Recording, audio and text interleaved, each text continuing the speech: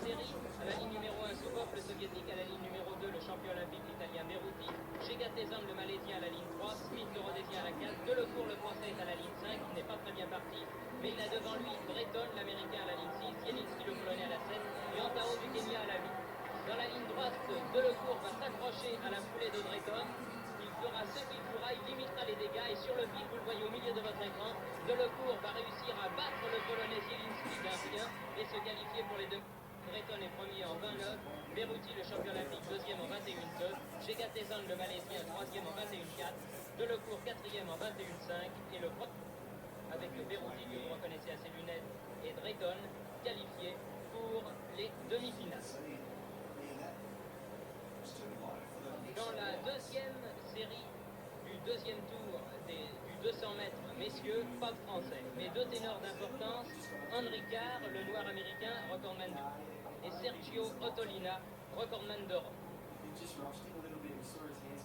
Et d'autres coureurs de valeur comme l'aile australien, Schumann l'allemand, finaliste hier du 100 mètres, et Herrera le vénézuélien. Remarquez l'imposante stature du noir américain Henri Carr, qui mesure plus de 1,88 m.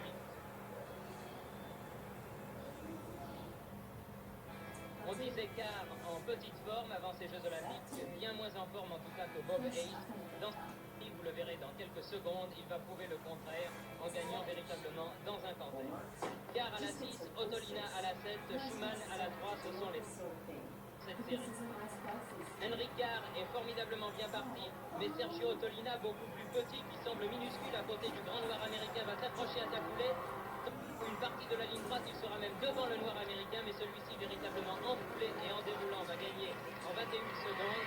Ottolina est deuxième en 21 secondes, Herrera est quatrième en 21-2, Schumann troisième en 21-2 également. Ces quatre coureurs également qualifiés pour les demi-finales.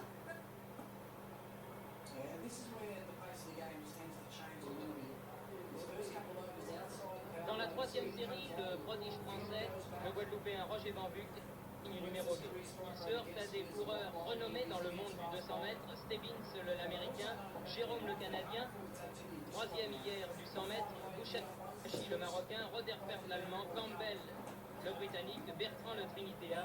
Il faut au moins que Bambuc pour qu'il se de ses coureurs. Jérôme et Stebbins sont intouchables pour lui. Il faut donc qu'il batte Bertrand, Roderfeld, Campbell ou Bouchaï.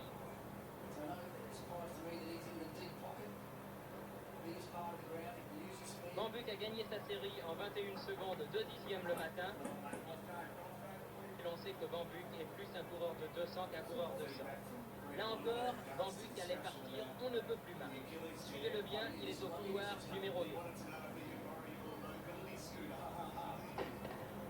Bambuc est pratiquement bon dernier. À la sortie du virage, il sort en 6e position. Et dans la ligne droite, il va remonter un à un tous ses concurrents. Jérôme va gagner en 21 secondes, 2 dixièmes. Stebbins sera deuxième en 21.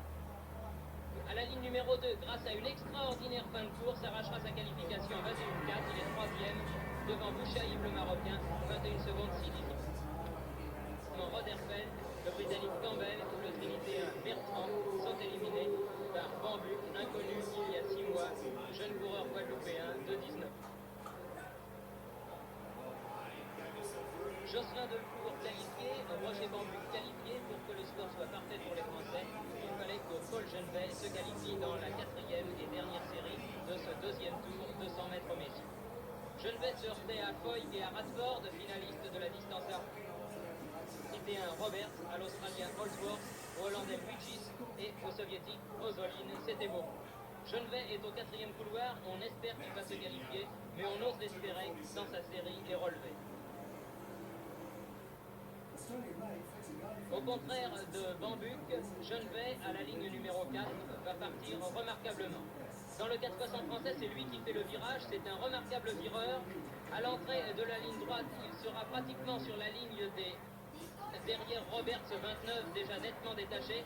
Roberts, en fait, va gagner en 20 secondes, 9 dixièmes. Voigt sera deuxième en 21 secondes. Genvet, troisième en 20 secondes, 3 dixièmes, se battant jusqu'au bout avec le néerlandais Luigis, 21 secondes, quatrième. Les trois Français Delecourt, Bambuc et Genvet sont qualifiés pour les demi-finales du